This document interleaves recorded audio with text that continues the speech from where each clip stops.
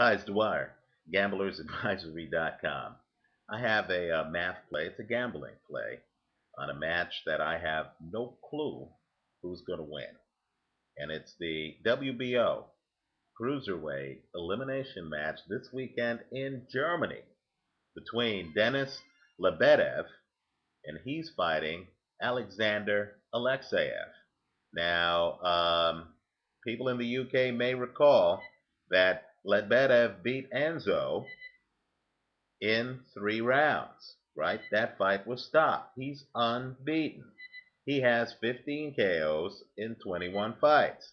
And he's fighting Alexander Alexeev, who only has one loss, and that's when he ran out of gas and quit on his stool against Victor Ramirez. Now, Lebedev is the better athlete. Alexeyev is the more skilled fighter who has stamina problems in the later rounds. The over-under on the fight is 9.5 rounds. In other words, the demarcation on the over-under is the 1 minute and 30-second mark of the 10th round, right? You complete 9, then you get to the 10th round. I believe this is a great gambling play. You don't have to know who's going to win the fight, even an even fight like this one that is razor close, right? Lebedev is a minus 140. Alexeyev is a plus 110. This is practically a toss up in the sports books. You don't have to know who's going to win the fight as long as you know the styles of the fighters and the odds. Let's go through this one. First, let me just say the more skilled fighter is Alexeyev. He fights out of Germany. He is the hometown fighter. Forget where he's from.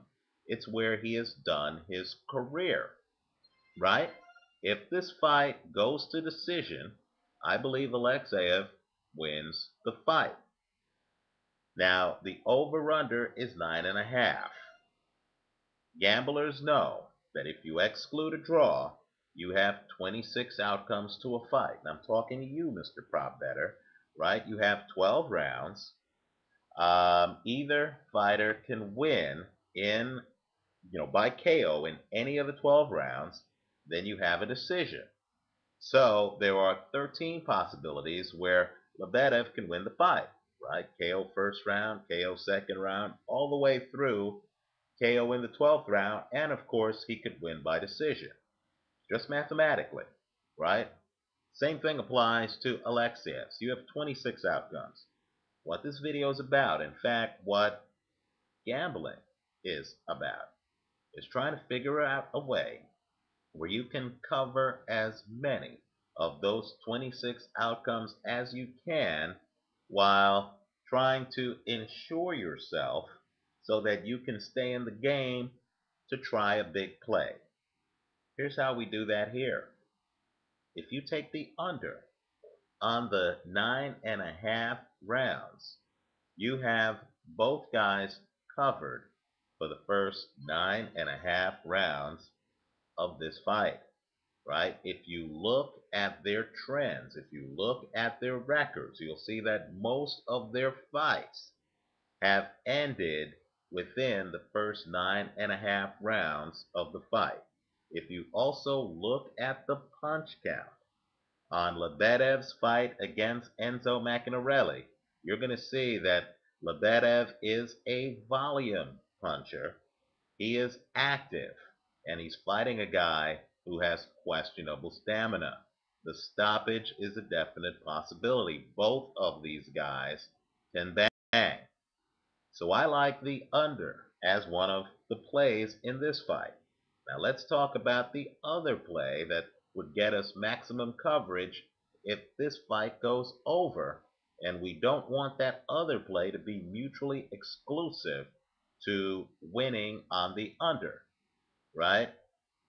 The fight's in Germany. Alexeyev is the more talented fighter. If this fight goes to decision, I believe Alexeyev wins the fight, right? Let's go further.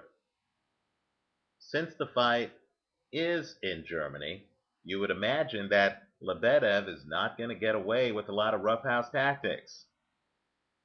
If you simply take as a straddle Alexeev to win the fight, then understand even if the fight goes past the 9.5 round over-under mark, you still would win a portion of your straddle if Alexeev simply wins the fight, whether by knockout or by decision. So, if you keeping track here, here's the bet I recommend. Let me talk about an actual bet, because the outcome we're really striving for is to find a way to ensure a play on Alexeev.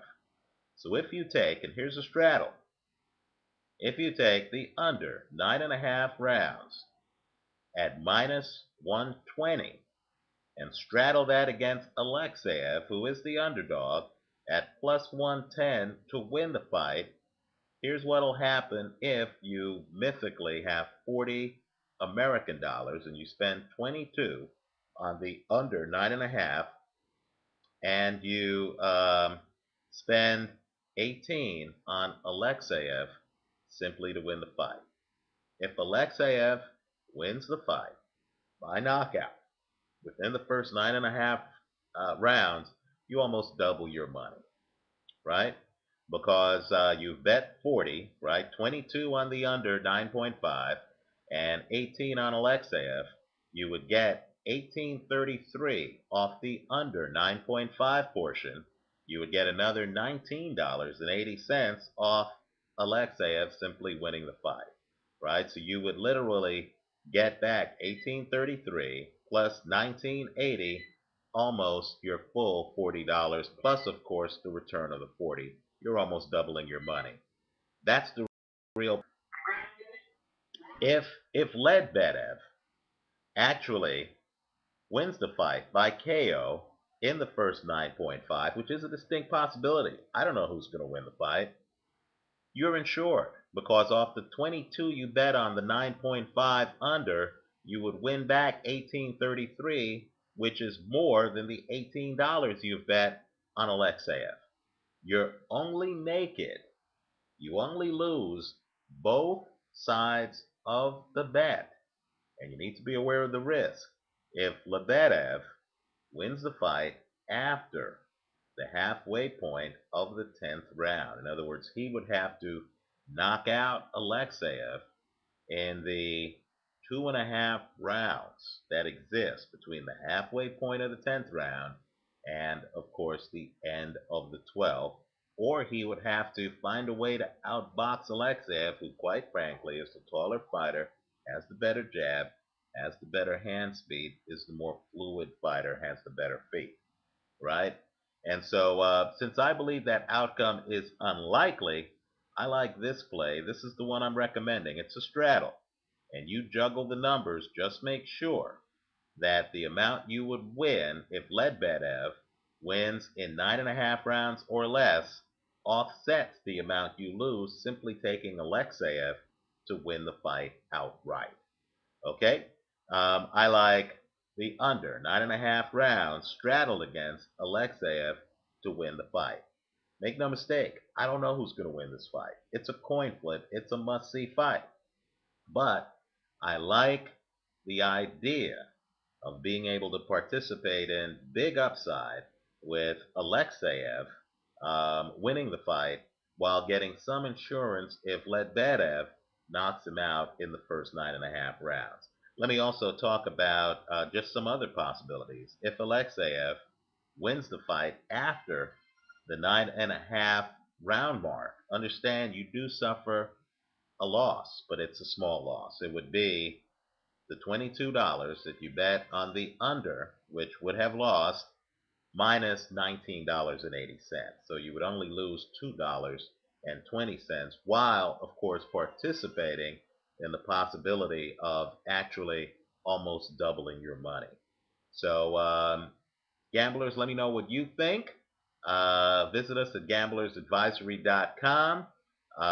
Check out my book. The link should be attached to this video. Thanks for watching.